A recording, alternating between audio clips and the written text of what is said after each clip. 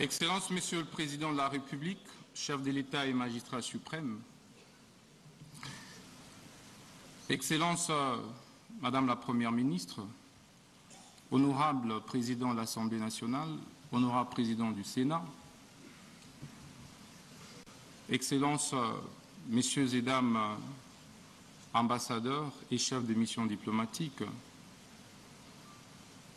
Monsieur le Président de la Cour constitutionnelle et Président du Conseil supérieur de la magistrature, honorables députés, honorables sénateurs, Mesdames et Messieurs les membres du gouvernement, distingués invités en vos titres et qualités respectifs. Qu'il me soit permis, Excellence Monsieur le Président de la République, magistrat suprême, de vous exprimer toute ma gratitude. Gratitude à cause de ma nomination en qualité de ministre d'État, ministre de la Justice et garde des Sceaux de la République démocratique du Congo. Vous avez risqué, alors que personne ne pouvait parier sur un jeune député issu des rangs de l'opposition politique, afin qu'il se voie confier ces lourds et grands portefeuilles régaliens, celui du ministère de la Justice. 5 mois après, Excellence Monsieur le Président de la République, je pense que votre choix fait plus que jamais l'unanimité. L'unanimité par l'adhésion populaire que les différentes actions et initiatives du ministre, votre ministre de la Justice, requièrent dans l'opinion. Excellence, Monsieur le Président de la République, permettez-moi également de vous rendre hommage pour votre sens élevé de patriotisme. C'est une première dans notre histoire politique que d'avoir un chef de l'État, un président de la République, qui affronte de manière aussi viscérale un ennemi, M. Paul Kagame, qui a tant endeuillé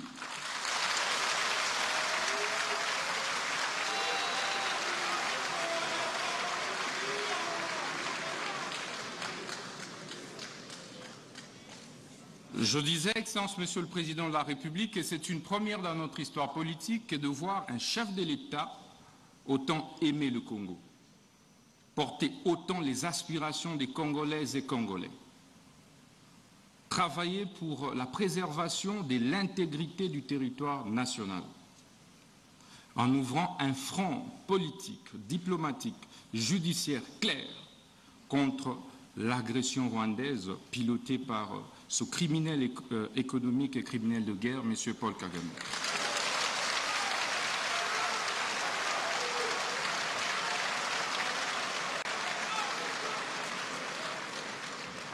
Excellence, Monsieur le Président de la République, je puis vous rassurer que vous n'êtes plus seul sur le front judiciaire. Je suis là à vos côtés et je ne ménagerai aucun effort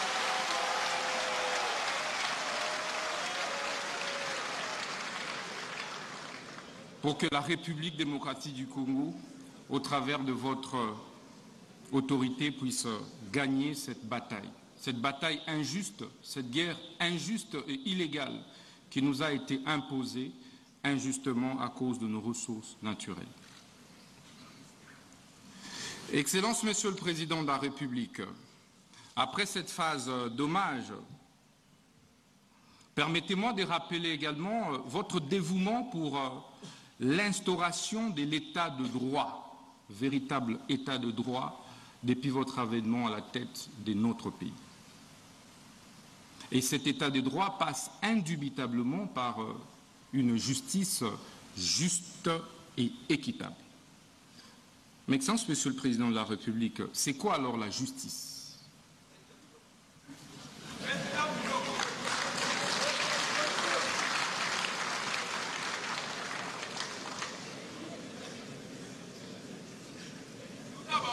La justice est un terme polysémique, comme l'a dit le bâtonnier national, qui implique un certain nombre d'acceptions.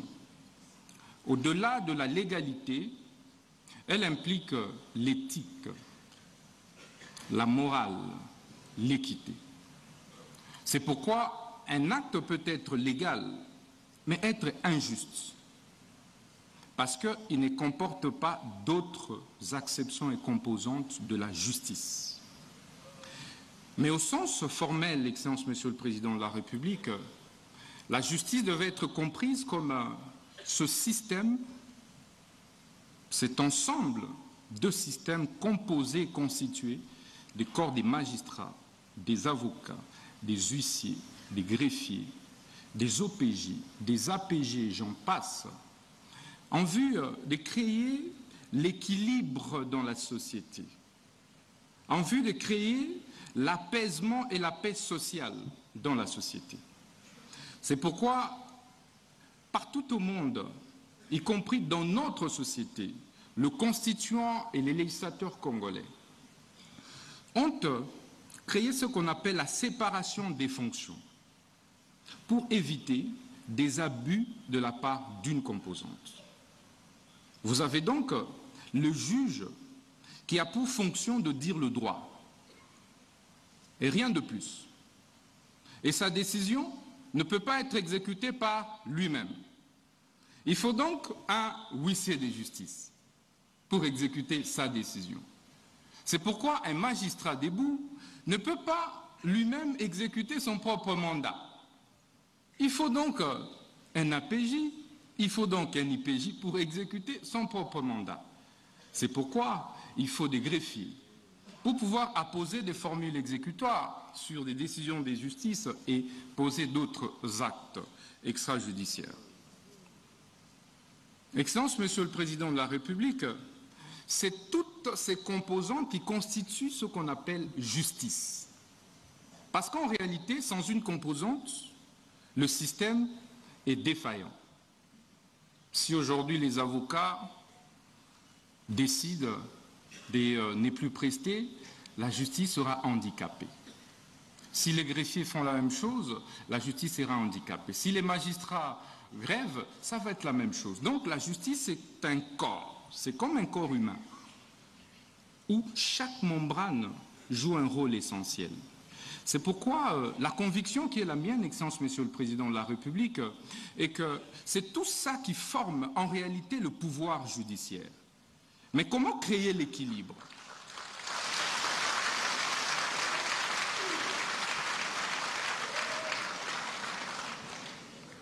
Mais comment alors créer l'équilibre et veiller qu'une composante puisse empiéter sur les fonctions d'une autre composante? C'est ça le rôle du ministre de la Justice. Il faut un arbitre. Il faut un arbitre qui régule.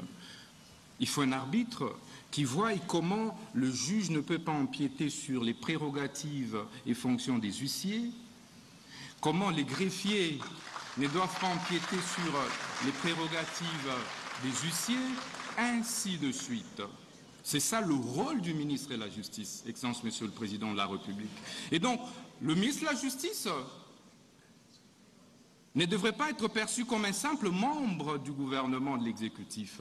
Il est un pendant entre le pouvoir exécutif et les pouvoirs judiciaires.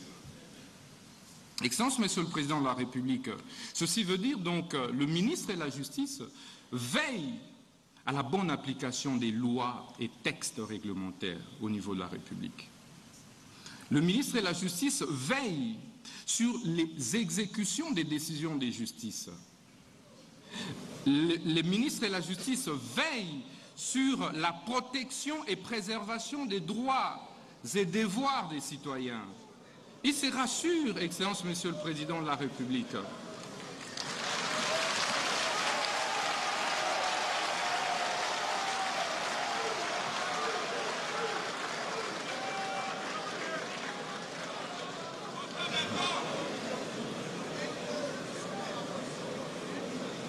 Je disais donc que le ministre de la Justice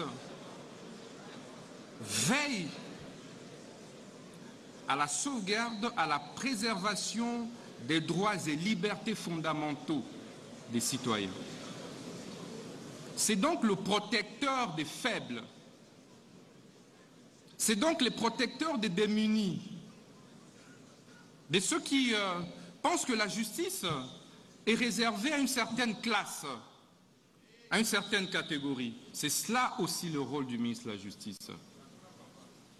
Excellence, Monsieur le Président de la République, chef de l'État et magistrat suprême, qu'en est-il de la justice en RDC? Le constat, vous l'avez plus d'une fois fait, mais nous l'avons également fait après notre nomination par votre auguste autorité.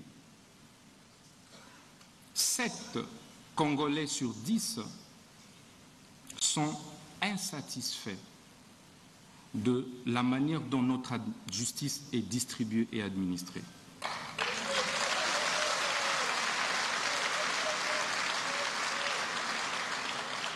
Sept Congolais et Congolais sur 10 ne se retrouvent pas dans la justice telle que distribuée et administrée aujourd'hui en République démocratique du Congo. D'où les différents jérémiades, les différentes plaintes, parfois les différentes tensions sociales observées au sein de notre société. Mais quels sont certains mots observés depuis que nous sommes ministres de la Justice? Vous avez, Excellence, Monsieur le Président de la République, des spoliations des biens, des publics comme des privés, des maisons des paisibles citoyens, parfois qui sont spoliées de manière injuste et illégale. 90% des plaintes que nous recevons résultent des spoliations des maisons des particuliers. Vous avez des arrestations arbitraires. Excellence, Monsieur le Président de la République. Parfois qui ne respectent pas les normes, les délais, qui sont pourtant prescrits par nos lois et par la Constitution. Vous avez la surpopulation carcérale, où dans des prisons, des prisonniers sont entassés tels des sardines, et parfois certains en meurent par étouffement. Vous avez, Excellence, Monsieur le Président de la République, des saisies intempestives des comptes et des avoirs, aussi bien des sociétés privées que publiques, et même des services publics. Vous avez, Excellence, Monsieur le Président de la République, également des mauvaises conditions de vie et de travail des différents acteurs de la justice. Lorsque les magistrats tombent malades, il est obligé parfois de fournir beaucoup d'efforts pour se faire soigner. Lorsqu'un magistrat meurt, ils sont obligés de se cotiser pour pouvoir enterrer l'un des leurs.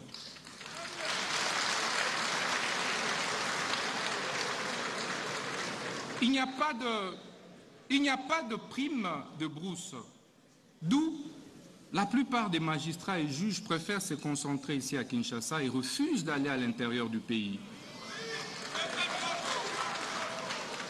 Et donc, dans la plupart des juridictions à l'intérieur du pays, il n'y a pas de juges.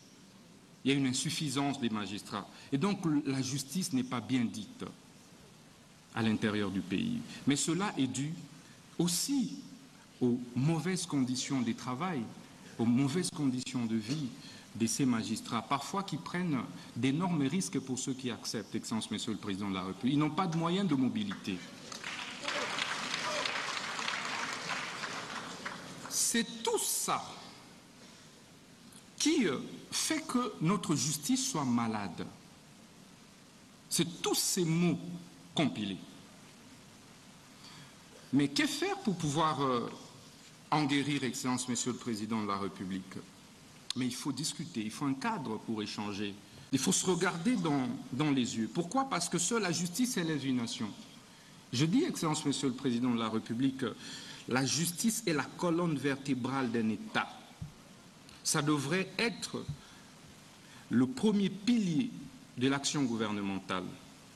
Quels que soient les efforts que l'on puisse fournir dans les secteurs de l'économie, dans les secteurs des finances, quelles que soient les réformes que l'on puisse opérer, tant que la justice est malade, rien ne marchera, Excellence, Monsieur le Président de la République.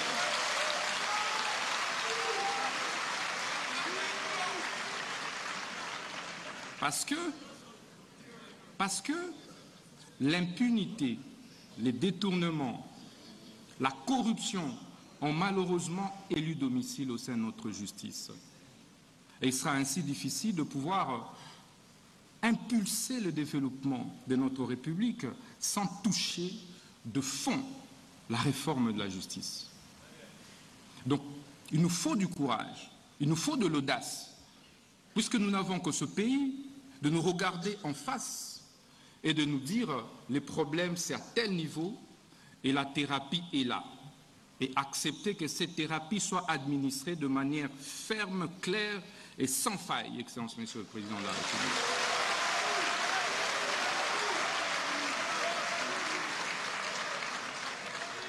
D'où l'importance de problématiser ces mots, de les problématiser au travers de ces assises, les États généraux de la justice. Ces États généraux qui interviennent, Excellence, 9 ans après ceux qui ont été organisés en 2015, sont une première du genre pour votre Excellence, depuis votre avènement à la tête de ce pays. C'est donc un moment particulier pour que nous puissions ensemble, de manière concertée et en synergie, faire les diagnostics réels des maux qui rongent notre justice, faire l'autopsie de notre justice, afin de pouvoir en proposer de manière claire une thérapie de choc qui pourra faire mal, Excellence, Monsieur le Président de la République. Mais comme vous le savez, lorsque un citoyen, un compatriote est malade et que vous lui administrez plutôt du lait, il ne va pas en guérir. Il faut donc lui administrer la quinine. Il faut...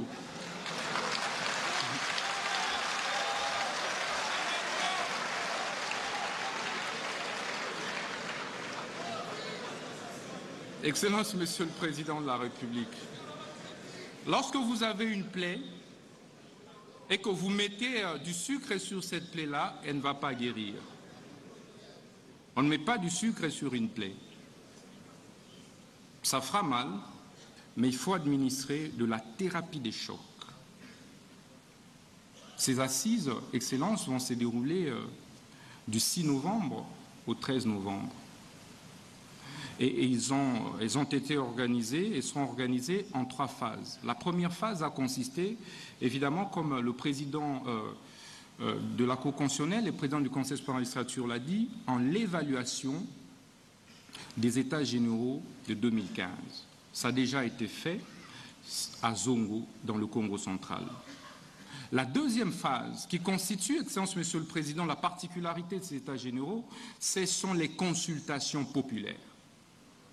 Contrairement aux dévanciers, ces États généraux ont requis l'implication, la participation du citoyen lambda, de la maman maraîchère, du justiciable de la rue, de cette femme veuve, de cet enfant orphelin, mais victime d'une spoliation de sa maison parce que son père est décédé et qu'il n'a donc aucune protection, et que les oncles sont arrivés, et que certains avocats sont intervenus, et que certains juges, certains huissiers, certains greffiers sont intervenus pour pouvoir participer à l'expropriation ou spoliation de cette maison. Voilà la victime de la justice que nous avons associée à ces consultations.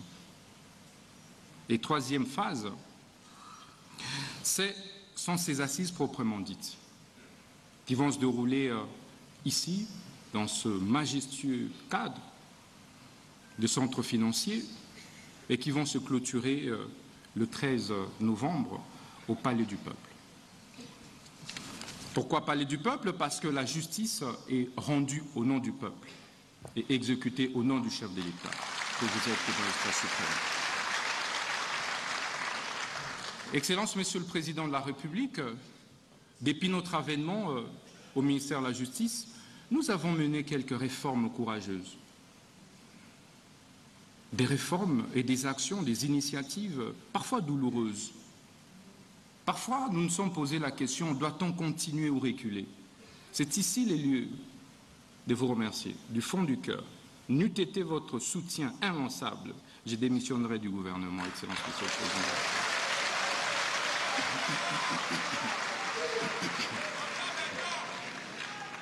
La première réforme courageuse, c'était l'insaisissabilité des biens des entreprises publiques, services publics, établissements publics.